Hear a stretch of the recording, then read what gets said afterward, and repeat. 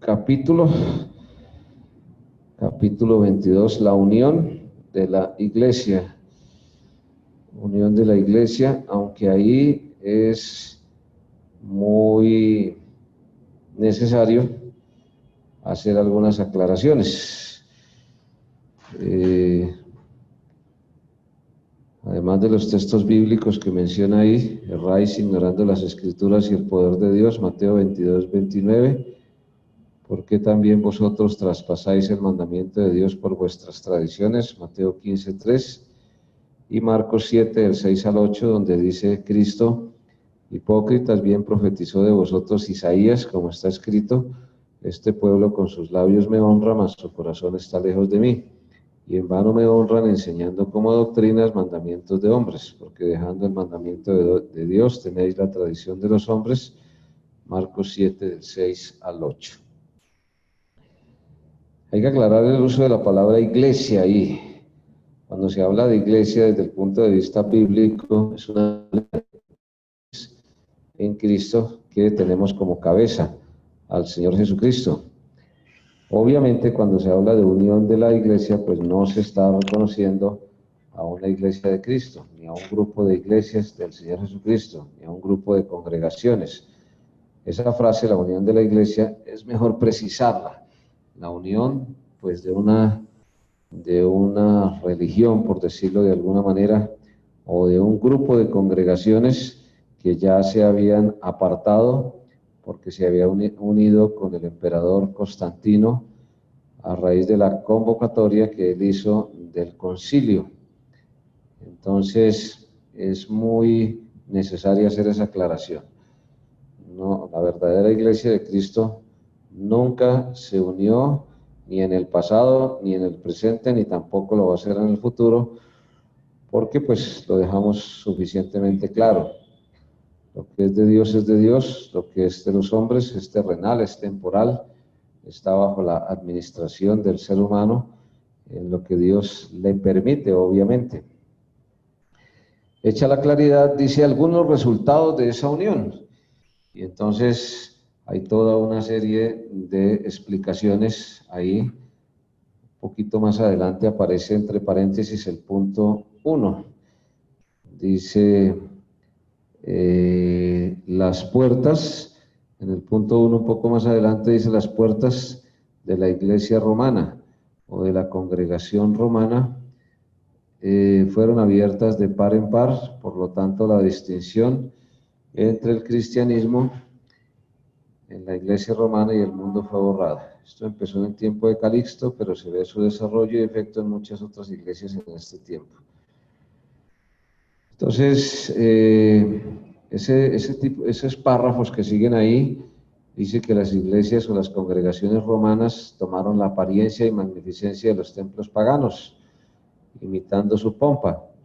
Pues para nadie es un secreto que en general hay excepciones, pero en general los templos del catolicismo romano revisten de una gran elaboración.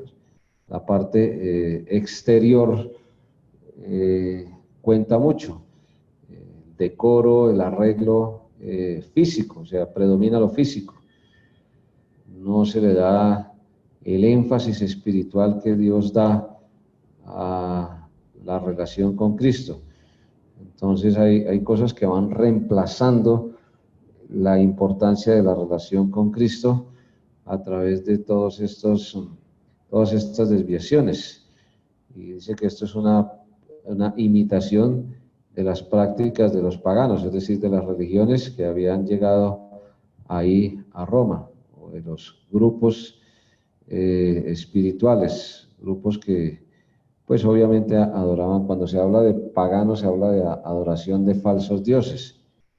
En el catolicismo romano, pues sí se menciona al Señor Jesucristo, pero no se adora como Él lo ordena, en espíritu y en verdad. No sé quién más se ha conectado ahí. Manuel. Bueno, bienvenido el hermano Manuel. Muy bien. Entonces, hace un resumen. Dice ahí, las puertas de la iglesia romana fueron abiertas de par en par. ¿Sí?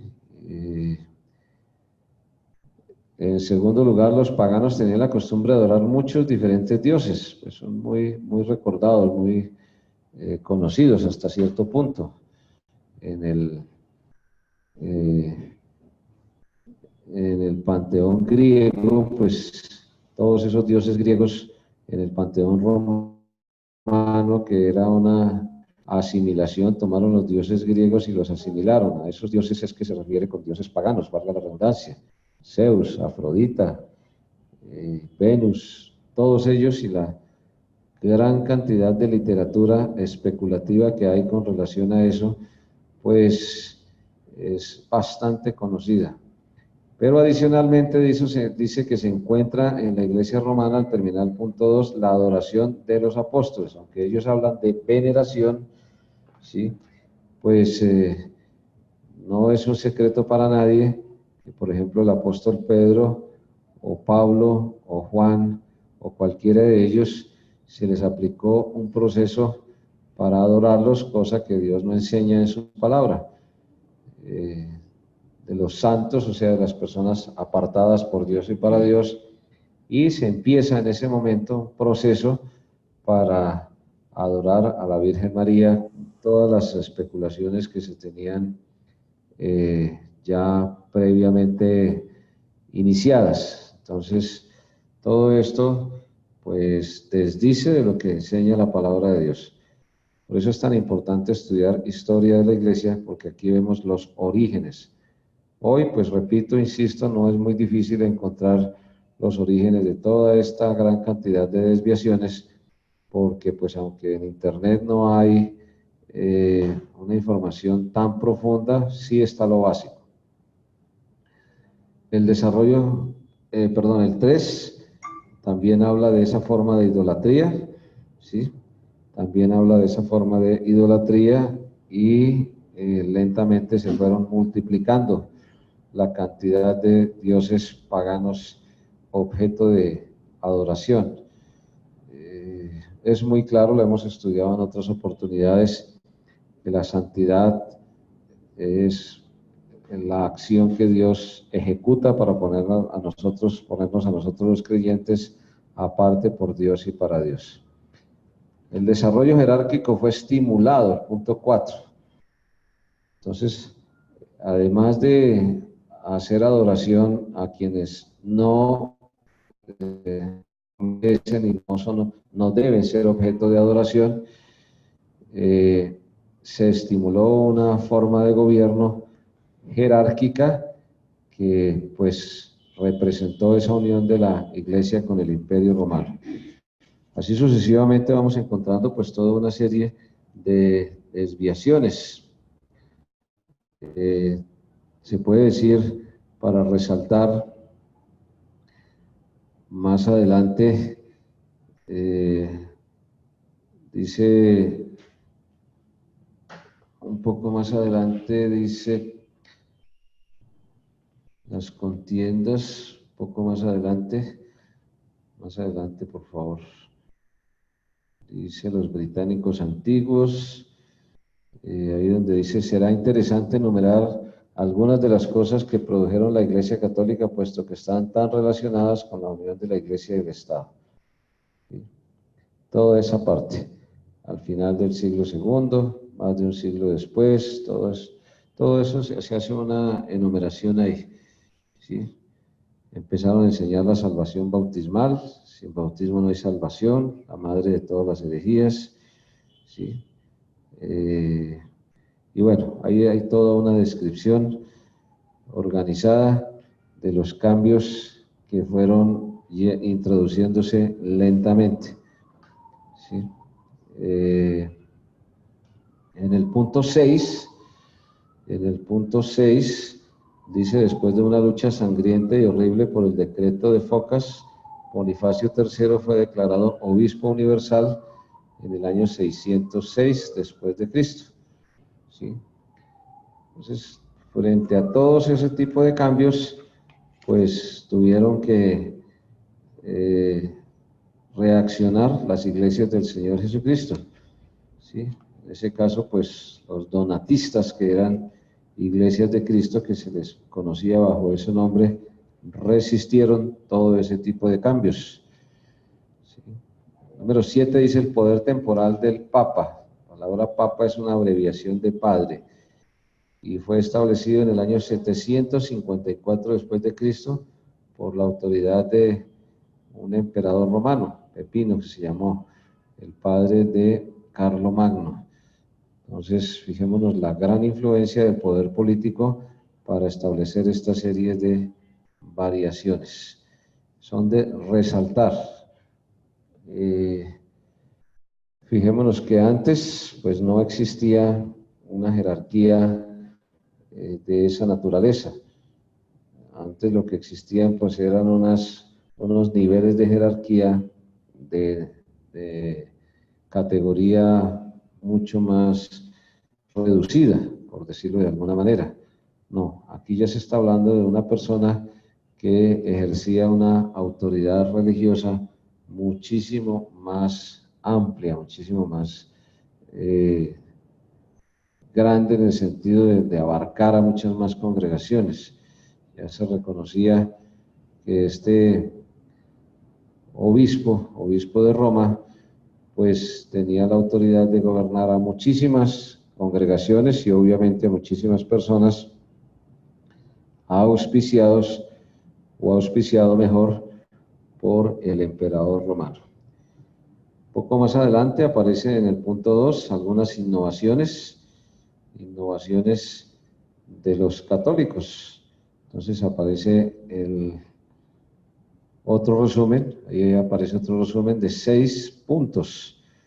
¿Sí? Ahí aparece ese resumen. Se puede decir que hacia el año 500, 600, 700, es decir, siglos V, VI, VII, VIII,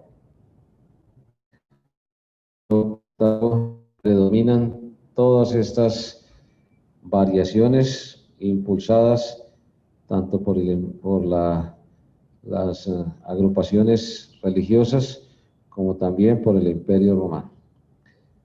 Sobresale el punto 6. En el punto 6 se resalta ahí, el punto 6 dice algunas concesiones, algunas innovaciones de los católicos. El punto 2. Exacto. El uso de reliquias, atribuyéndoles poder para sanar y hacer milagros y a las que rendían adoración. Es importantísimo tener ahí claro cómo van surgiendo. Y ahí que las declaraciones de fe de las iglesias de Cristo normalmente necesitan irse ajustando para poder ir aclarando los diferentes errores que van saliendo, o sea, aclararlos en el sentido de contrastarlos con la verdad y poderlos rechazar. Una reliquia es un objeto que se le atribuye capacidad, poder espiritual. Son muy conocidas, por ejemplo, los supuestos restos de la cruz de Cristo, y entonces a eso se le atribuía pues cierto poder. Porciones de diferentes objetos empezaron a ser utilizados. Uno puede consultar en internet pues digamos qué origen y también qué aplicación tienen ese tipo de reliquias. De eso se derivan pues toda una cantidad de objetos a las cuales se les atribuye determinadas capacidades o determinado poder. No solamente objetos pequeños, sino también lugares. En Jerusalén y en sus alrededores aparecen lugares que son declarados como reliquias, porque se les da un valor que realmente la palabra de Dios no les da. Simplemente Dios lo que dice es que su casa, por ejemplo, es casa de oración, son lugares apartados por Dios para Dios, pero que no tienen ningún tipo de capacidad o de mérito, ¿sí? De ahí surgen pues el uso de muchísimos objetos ¿sí? Eh, Escapulario, por ejemplo. Una gran cantidad de objetos que pues son bien conocidos, que se utilizan para eso, para atribuirles poder para sanar y hacer milagros, y a los que se les rendían adoración. De vez en cuando salen proyecciones cinematográficas, por ejemplo, argumentando que han encontrado restos de determinados objetos, de túnicas, por ejemplo, o, como les decía ahorita, pues restos de la cruz. A veces cuando hay visitas de los líderes religiosos, ellos tienen determinados objetos y las personas les atribuyen esa capacidad. Entonces hay que resaltar que en ese momento es que empiezan a aparecer toda esa serie de variaciones. ¿Sí?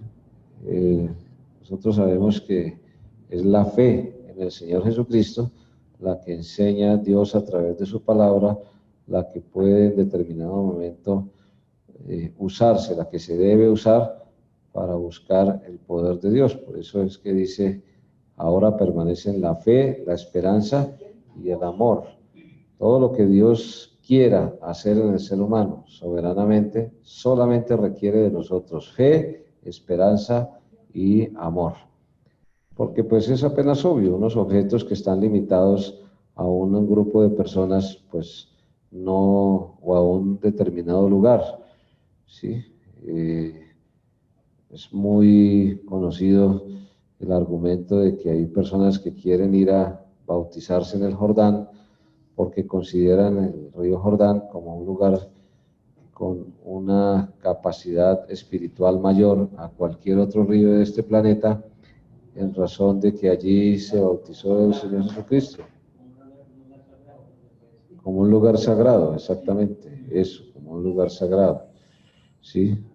Entonces, ese tipo digamos, de prácticas, pues lo que hacen es confundir. Siempre hay que insistir en eso. Todo lo que Dios quiera hacer en nuestras vidas, empezando por la salvación, requiere fe, esperanza y amor. No hay más necesidad, ¿sí? Se enfatiza muchísimo eso en la palabra de Dios. Nosotros, dice el libro de Hebreos, pues vale la pena recordar el texto, porque frecuentemente hay desviaciones en esto. Hebreos capítulo 10, Hebreos capítulo 10, dice ahí en el verso número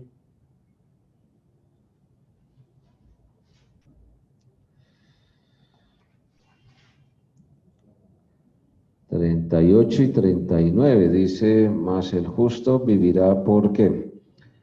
El justo vivirá por fe, ¿sí? De la fe se deriva la esperanza, y de la esperanza pues se acompaña del amor, ¿sí?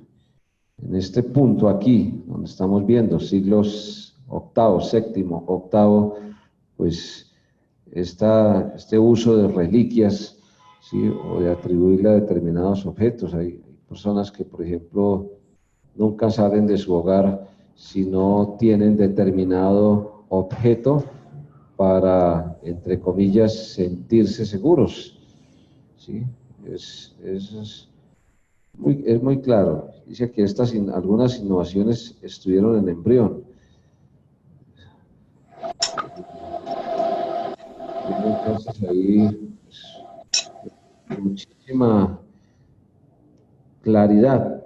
Dice el verso número 38, el justo vivirá por fe, y si retrocediere no agradará mi alma, pero nosotros no somos de los que retroceden para perdición, sino de los que tienen fe para preservación del alma. A los hebreos, lo he mencionado en varias ocasiones, pero nunca sobra insistirlo, exhortarlo.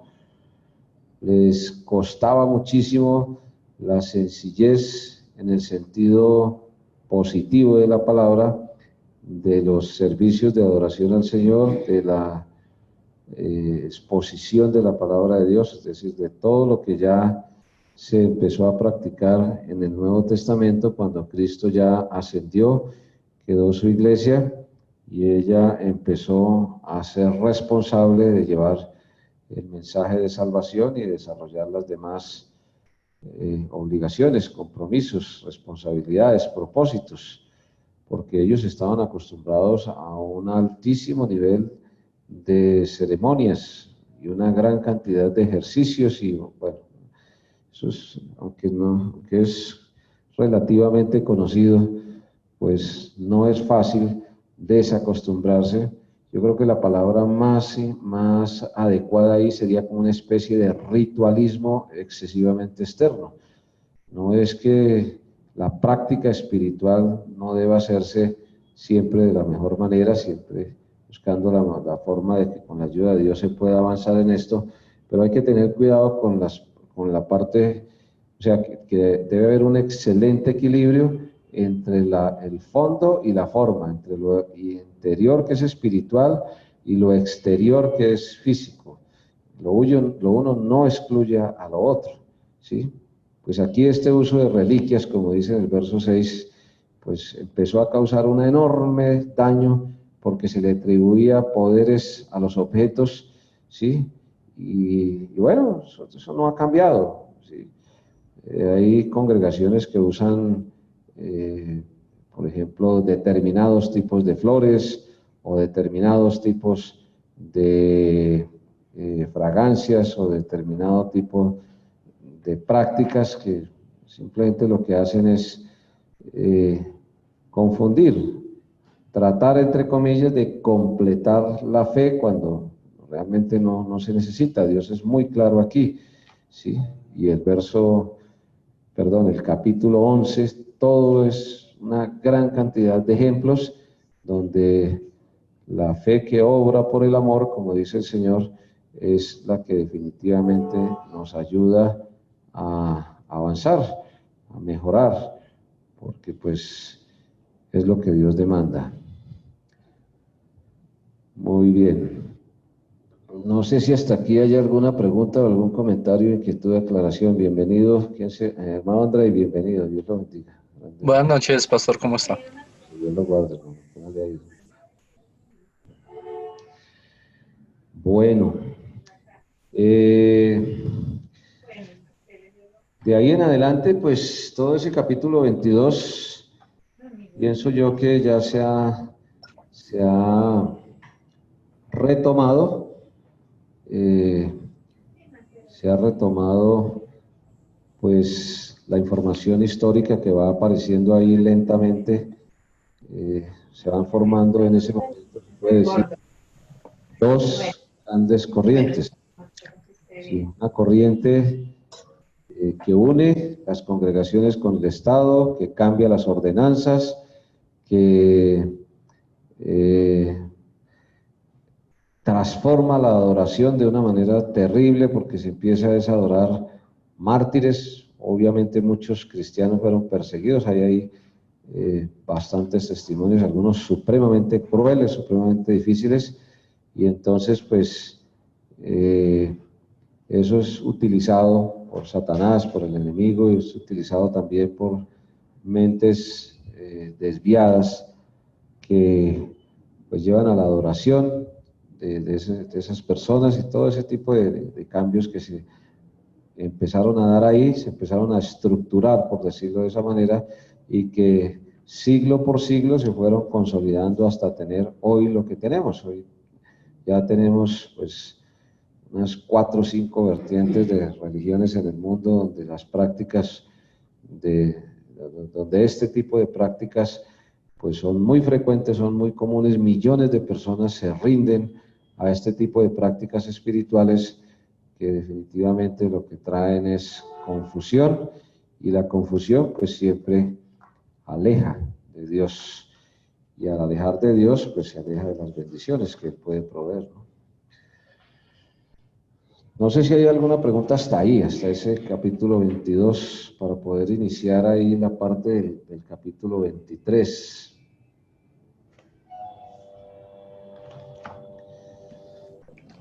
No, pastor. Bueno, hermana Sandra, ¿alguna pregunta?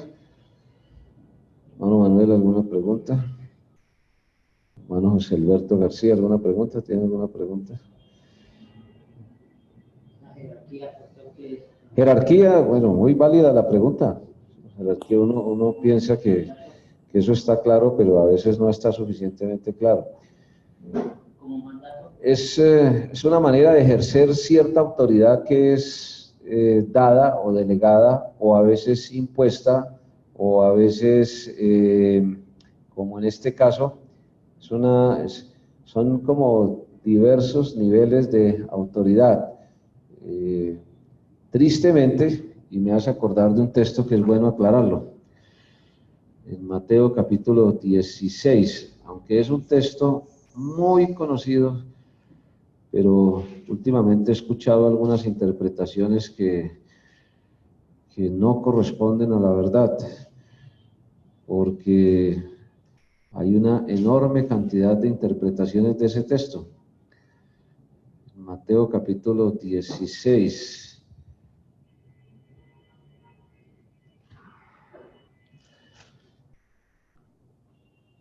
Versículo 13.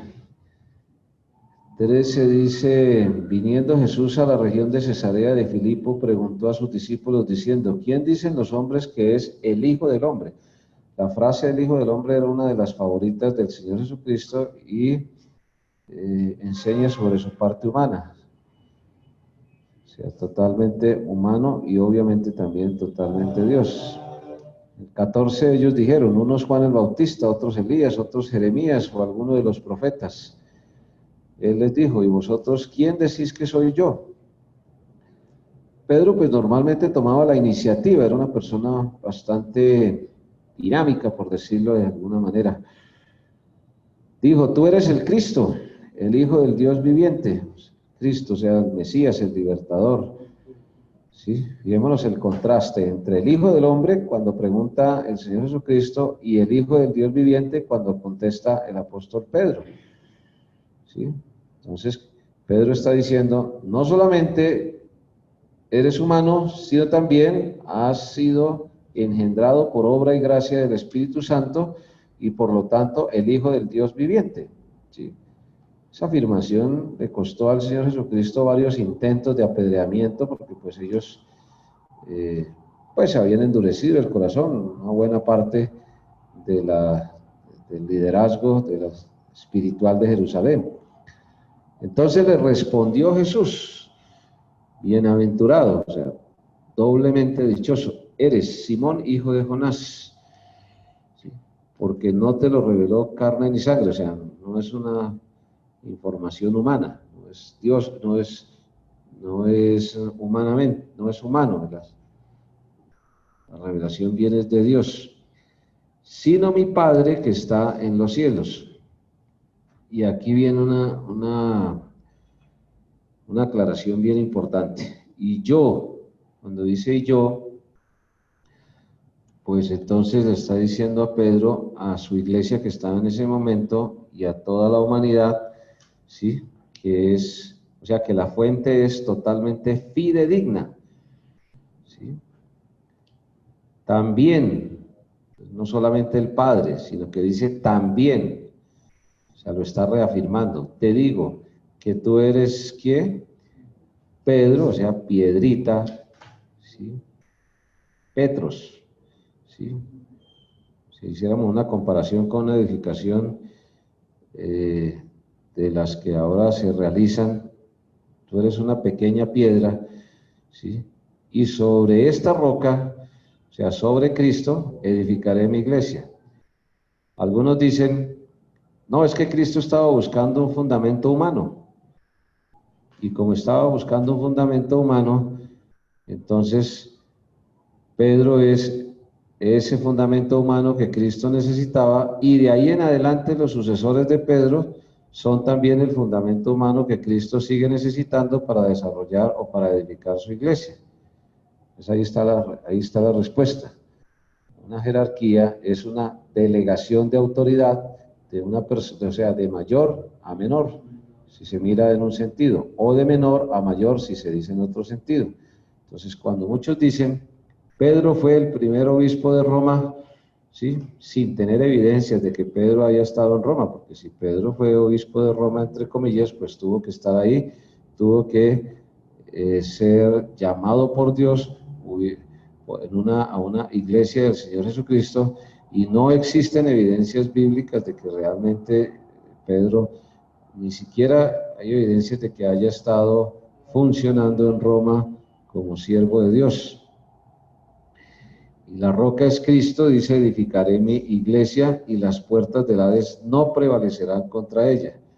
¿Sí? Pues ya lo hemos explicado en otras oportunidades, pero sí es válida la aclaración.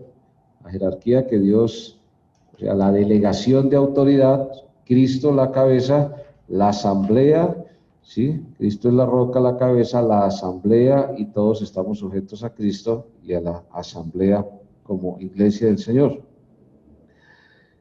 Entonces, al cambiar ese orden, se establece una nueva forma de gobierno, una nueva delegación de autoridad, ¿sí? A eso se refiere la jerarquía, ¿sí? Quite a Cristo y ponga un ser humano, ahí cambió la jerarquía. Quite a Cristo y ponga un consistorio, ahí se forma otra jerarquía. Quite a Cristo y ponga cualquier otra forma ¿sí? Cualquier otra forma de ejercer cierta autoridad, ¿sí? Porque la autoridad máxima la tiene Cristo, que es como cabeza. Delega cierta autoridad para que la iglesia, cuando dice toda potestad, la iglesia está recibiendo una autoridad delegada del Señor para cumplir una serie de propósitos, no para cambiar esos propósitos, entre ellos el gobierno humano, ¿sí? Con Constantino, ¿qué hace? Constantino dice, yo soy el emperador, entre comillas, ¿sí? Luego viene uno de los, o un grupo de los obispos que él tenía como, digamos, prelación o mando sobre ellos. Esos obispos tenían mando sobre otros. Entonces, varias formas de explicarlo. Una jerarquía podría ser una línea de mando, ¿sí? Sí, hay una de las jerarquías que viene, sí, de Roma, pero hay muchas otras formas de jerarquía, en cierto modo espiritual. En el asunto humano es diferente. En el asunto humano, pues, muchas veces la jerarquía, en muchísimas ocasiones se puede decir que en la gran mayoría, pues se necesita delegar ese tipo de autoridad para que se pueda funcionar y se puedan conseguir los propósitos en una institución humana, ¿sí? La familia, por ejemplo. Cristo, el esposo es el responsable, la cabeza, la esposa acompaña a la cabeza, sí, es ayuda idónea, y luego viene el desarrollo de la autoridad, ¿sí? Entonces es muy importante porque Constantino se colocó por encima, ¿sí? Y a partir de ahí muchos de los emperadores romanos se colocaron por encima del liderazgo religioso, ¿sí? Por encima significaba que ellos eran los que giraban los recursos económicos, eran los que quitaban y ponían líderes religiosos, o religiosos se puede decir, o líderes con cierta capacidad espiritual, ¿sí? Entonces, se cambia el orden de Dios. Cuando se cambia el orden de Dios, entonces hay confusión, ¿sí?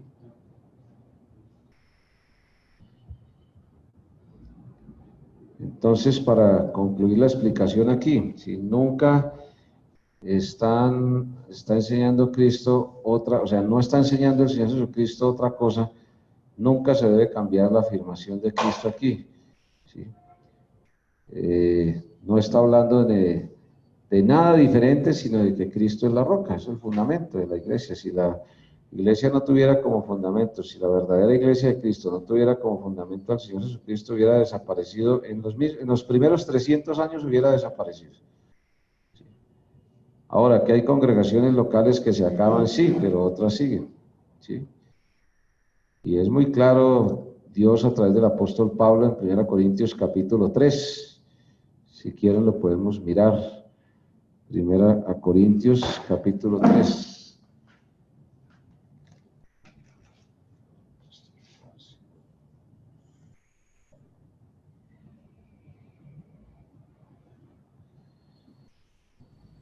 Primera Corintios ¿Qué 3, versículo, pastor?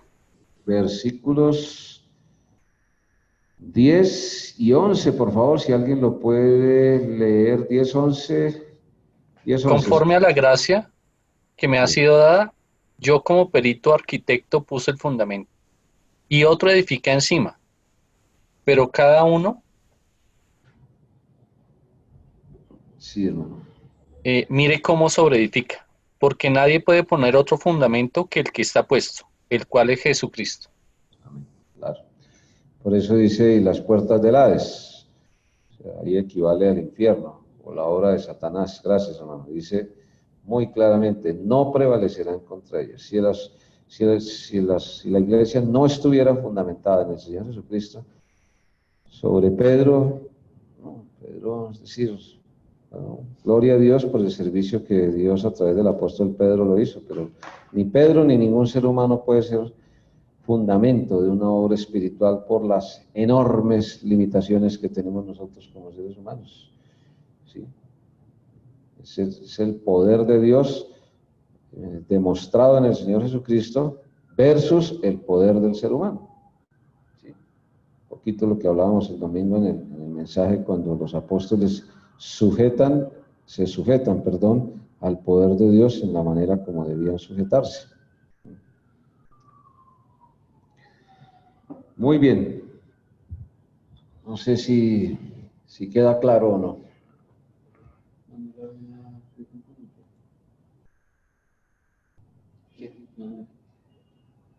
Hermano Manuel, ¿va a hacer un comentario? Por favor. Ah, es que Manuel escribe. Solo un comentario frente al pasaje de Hebreos que cuando es mal enseñado puede trastocar la doctrina de la salvación perpetua y por fe en Cristo. Ah, ya. Gracias. Hay que un comentario aquí del hermano Manuel que dice el texto de Hebreos que cuando es mal interpretado puede Trastocar la doctrina de la salvación perpetua y por fe en Cristo. Sí, ese pasaje de Hebreos donde dice que el justo por fe vivirá y no somos de los que retroceden, pues no está fundamentando la seguridad en nosotros, ¿sí? Sino está fundamentando la seguridad es en Cristo. Porque sí, algunos lo enseñan como si nosotros tuviéramos suficiente capacidad para cuidar la salvación que Dios nos provee. Nosotros somos llamados, sí, a cuidarla en el sentido de la parte que nos corresponde, la responsabilidad de la obediencia a Dios. Pero en últimas es Dios que oficia como sumo sacerdote a través del Señor Jesucristo, el que intercede por nosotros, el que constantemente está intercediendo por nosotros. ¿Sí? Y en eso pues es clara la palabra de Dios. Por eso hay que insistir mucho en eso. Que la fe, la esperanza y el amor es suficiente para que Dios haga lo que necesita hacer en nuestras vidas, incluida pues la preservación. Preservación que es garantía solamente para el salvo, no para el crédulo. ¿Sí?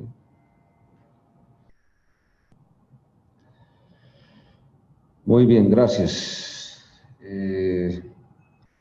Ahora escribe el pastor Plácido.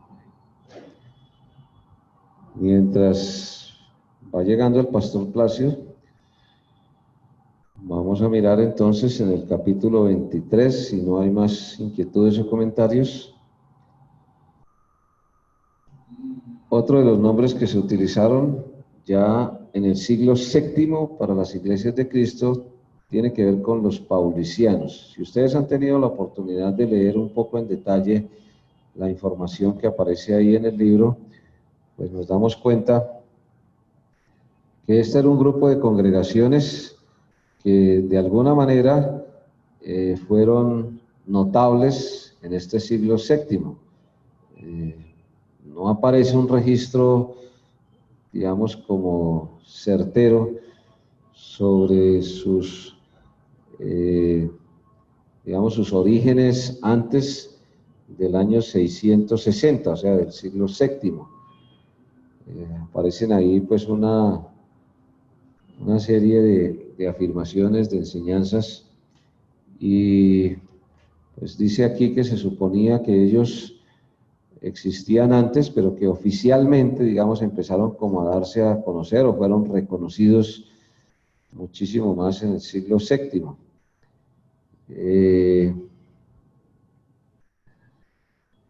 El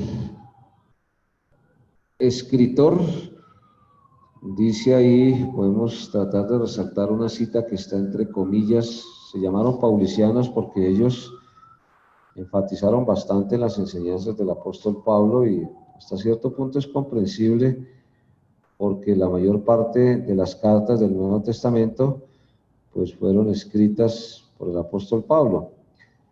Entonces, digamos que este grupo de iglesias dio cierto énfasis, obviamente sin pasar los límites que Dios demanda.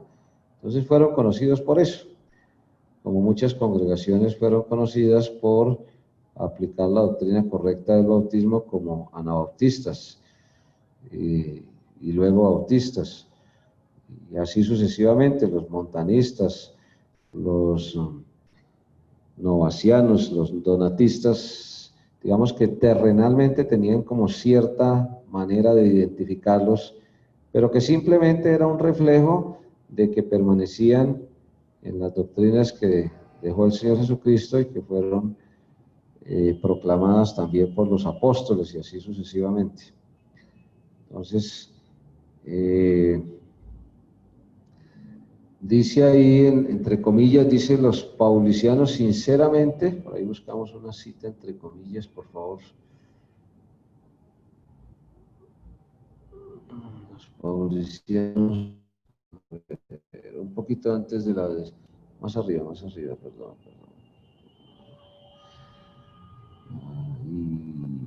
Ahí dice, los paulicianos sinceramente condenaron los escritos y las opiniones de la secta de los maniqueos, y se quejaron de las injusticias de los que aplicaron ese nombre tan odioso a los humildes seguidores de Cristo y de Pablo.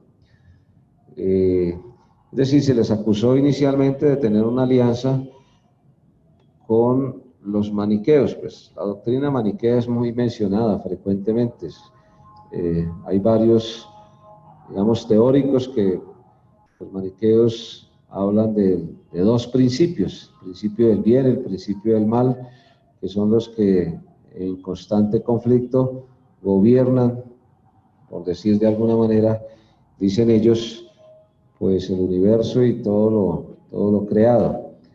Se les asoció con ellos, pero pues aquí está diciendo claramente en la cita de este historiador, es un historiador romano, ahí está la cita, un poquito más abajo, Gibbon, Historia de Roma, volumen 4, páginas 595, 596. Estas obras es muy difícil encontrarlas en Colombia, normalmente se encuentran en Estados Unidos o en Europa, en lugares donde pues lo que tiene que ver con bibliografía de los primeros siglos es muchísimo más reconocida, mucho más guardada, hay mucho interés. La arqueología y la paleontología de los siglos anteriores, 18, 17, 18, 19, pues realizó toda una serie de investigaciones que pues las pudieron financiar, por decirlo de esa manera. Aquí no es muy importante esto, este tipo de trabajos, de trabajos de arqueología, de paleontología, de esas ciencias humanas que cuando son bien utilizadas, pues son muy objetivas y ayudan a encontrar y pues ayudan a comprobar, por decirlo así en términos humanos, las enseñanzas de la palabra de Dios. Entonces, absuelto esta inquietud, porque pues la expresión maniqueísmo es muy frecuente, es muy común, se utiliza en muchos ambientes humanos, ¿sí? Pero aquí se hace la aclaración. Los paulicianos simplemente fueron congregaciones que se vinieron a consolidar cerca del siglo VII y se oficializaron, por decirlo de alguna manera, su trabajo fue mucho más impactante y por eso pues fue reconocido. Entonces se puede decir que la secuencia de los nombres que se utilizaron para las iglesias del Señor Jesucristo, que iban paralelos a la sana doctrina, pues fueron montanistas, novacianos, donatistas y paulicianos, ¿sí? Con la misma enseñanza en cuanto a la salvación, en cuanto a las ordenanzas, en cuanto a la Biblia, en cuanto al gobierno humano, la separación de la iglesia con el gobierno humano en lo que corresponde, y en las demás doctrinas pues que ya hemos venido mencionando en el estudio de estos siglos. De tal forma que pues encontramos aquí otro grupo de congregaciones que pues tuvieron su origen en todas esas iglesias del primer siglo, iglesias que estuvieron en buena parte de Asia, en buena parte de Europa, cuando el ministerio del apóstol Pablo, pues Dios a través de él establecieron varias congregaciones en este continente, en el norte de África, por ejemplo en Cartago, también se dieron varias apariciones de congregaciones que pues unas a otras se fueron desarrollando, ¿sí?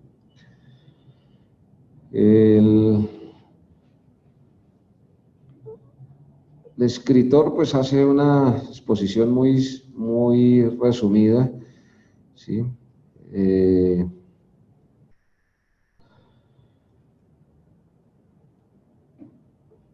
Me llama la atención al uno del origen de los paulicianos, una cita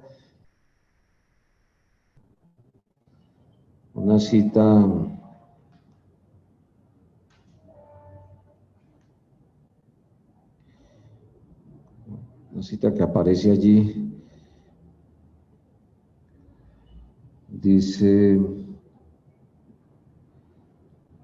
un poco más abajo, por favor, un poco más abajo, terminar el punto 1, ahí, por favor. Dice, en lugar de hacer de Constantino, este no es el emperador, sino es otro, este sí ya era un creyente en Cristo, que pues sirvió al Señor dentro de los paulicianos. Algunos lo reconocían como fundador de los paulicianos, pero lo reconocían en un sentido estrictamente humano. Entonces por eso hace la aclaración ahí el historiador. En lugar de hacer de Constantino el fundador de los paulicianos, Guérit le reconoció como un gran guiador o predicador, ¿sí? O sea, simplemente como un siervo del Señor. Y hay unas comillas ahí, dice, es un hecho histórico, que un poco después de mediados del siglo VII, los paulicianos tuvieron por un gran guiador a un hombre que se llamó Constantino, ¿sí? O sea, una persona, un creyente, un pastor, un líder alguna de las iglesias locales que estaban en esa parte, y que pues digamos que es una parte muy cerca de las iglesias del Asia Menor, de las 7 iglesias que aparecen ahí en el capítulo 2 y 3 de Apocalipsis. O sea, se puede reconocer una conexión de autoridad y de historia ahí en esos lugares. Dice en el siguiente párrafo, Robinson, un gran historiador de extensa investigación, hablando acerca de la desaparición de los montanistas, novacianos y donatistas y paulicianos y otros, por los cuales las iglesias fueron conocidas desde el siglo II hasta la Reformación, o sea, hasta el siglo XV aproximadamente, dice que los novacianos, y ahí habla de la afirmación de este historiador, cuando por las leyes penales fueron obligados a buscar lugares secuestrables, o sea, lugares muy alejados, y adorar a Dios en privado, fueron distinguidos por diferentes nombres y una sucesión de ellos continuaron hasta la Reformación, o sea, hasta la Reforma Protestante. Está la cita ahí de Robinson y la obra, sí, es una obra en inglés, Ecclesiastic, algo de historia eclesiástica. Con muchos de ellos fueron perseguidos, muertos, a muchas congregaciones se les quitaron sus propiedades, pues tuvieron que sustraerse, alejarse a lugares donde no era fácil acceder y en algunos casos hasta utilizar otro tipo de nombres para poder desarrollar sus servicios y su trabajo de evangelización y de servicio a Dios. Entonces vemos pues cómo en medio de estas tremendas dificultades que tuvieron que afrontar, en medio de toda esta persecución, algunas congregaciones permanecieron fieles al Señor. Hubiera sido muchísimo más fácil negociar los principios, por decirlo así, y pues tener otro tipo de desarrollo. Pero pues ellos en lo que fue la parte doctrinal se mantuvieron. El punto 2 pues habla de las doctrinas y pues lo que se hace ahí es un resumen de las mismas doctrinas que venían desde el siglo I, ¿sí? Y pues sería bueno terminar esta parte donde dice las doctrinas de los paulicianos. Ahí pues se reconoce con algunas referencias las doctrinas con relación a la salvación, al bautismo, con relación también a bautismo, básicamente salvación y bautismo, es lo que ellos tuvieron que afrontar, ¿sí? Porque pues dice que exigían arrepentimiento y fe para que las personas se bautizaran, ¿sí? Un poquito bajando, por favor, para ir terminando esta parte.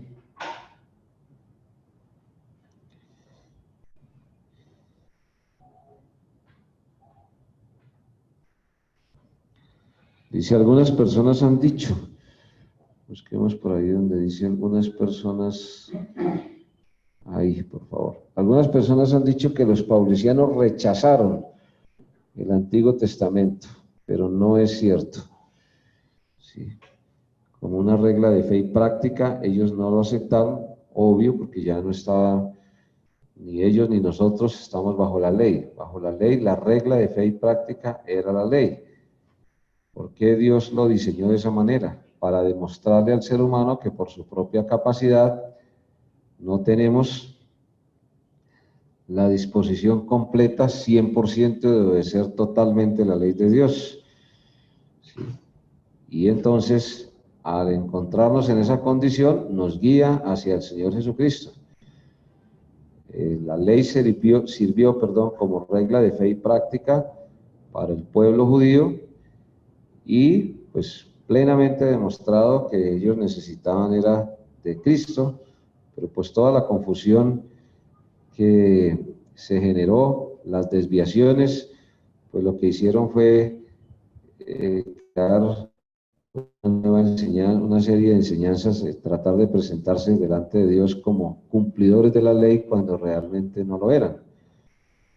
Hoy, obviamente, el Antiguo Testamento, en todas las iglesias de Cristo, de todas las épocas, el Antiguo Testamento se sigue utilizando, se sigue leyendo, se sigue encontrando, pero como historia, como ejemplo de o como referencia de las enseñanzas del Señor Jesucristo. No va al libro de Proverbios y encuentra muchísimas enseñanzas similares. En principio, o sea, el espíritu de la enseñanza, por decirlo de alguna manera, coincide plenamente con el Nuevo Testamento. Entonces, aunque ya no es regla de fe y práctica, el Antiguo Testamento sí sirve como referencia para validar el Nuevo Testamento. Primero en la parte profética, que es tan importante, y segundo en la parte práctica, porque si uno va, por ejemplo, a los 10 mandamientos, pues se encuentra que inicialmente lo que Dios pues enseña es adorar al Dios vivo y verdadero. enseñanza que también se encuentra a lo largo y ancho del Nuevo Testamento. Ellos fueron acusados de ignorar el Antiguo Testamento, simplemente que no lo tenían como regla de fe y práctica. A veces también surgen en algunas ocasiones ataques, por ejemplo en el caso nuestro, donde se nos dice ustedes por qué no desarrollan determinadas prácticas que se hacían en el Antiguo Testamento. Pues hay algunas prácticas del Antiguo Testamento que ya no se enseñan en el Nuevo. El caso concreto del sábado, que era un símbolo del pacto de Dios con el pueblo, el sábado, sabbat o día de reposo, fue regla de fe y práctica hasta cuando vino Cristo. El principio de apartar un tiempo para Dios permanece, pero se cambia hacia el primer día de la semana. Entonces, es un ejemplo de cómo no existe ningún tipo de contradicción ni de incoherencia. Es totalmente coherente, perdónenme la redundancia, el principio, por ejemplo, en el caso de hoy en día, el primer día de la semana, como iglesia nos reunimos porque nuestra regla de fe y práctica está en el Nuevo Testamento. ¿Para qué nos sirve la enseñanza del sábado en el Antiguo Testamento? Como historia, ver cuando el pueblo de Dios pues desobedecía, o cuando el pueblo de Dios obedecía, o por qué lo estableció Dios, o cómo lo estableció Dios, o para qué lo estableció Dios, y cómo hoy en día pues tiene un desarrollo pleno en el primer día de la semana, ¿sí? Entonces, es muy importante ahí lo que dicen, ¿no? Podemos bajar un poquito si es tan amable. Sí, ahí, sí, por ejemplo eso. El adventismo enseña a congregarse el sábado, es suficientemente conocido, ¿sí? Pues, ¿qué hacen? Pues obviamente utilizan mal la regla de fe y práctica. Dice un poquito más adelante, bueno, ahí bajando dice los paulicianos, no, un poquito más arriba, por favor. Ahí dice, los paulicianos no rechazaron el Antiguo Testamento, sino los abusos que sus enemigos habían cometido con él. Había en ese tiempo algunas sectas que negaron el Antiguo Testamento, pero los paulicianos no tenían ninguna relación con ellas, ninguna relación obviamente eclesiástica, ¿no? Y además rechazaron sus doctrinas, ¿sí? Entonces son ejemplos históricos que nos sirven, que nos ayudan para mirar cómo pues las iglesias de Cristo pues siempre hemos, con el poder de Dios y para la gloria de Dios, buscado la forma de mantener la enseñanza tal y como Cristo la dejó.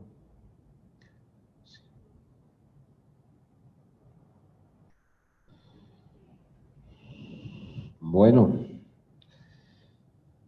ahí hay bastante material para explicar, vamos a dejar ahí, no sé, Pastor Plácido se comunicó, ¿no?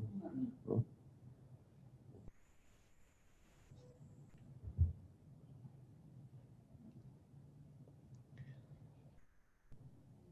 Bueno, vamos entonces. No sé si hay alguna inquietud, alguna pregunta, por favor, una aclaración.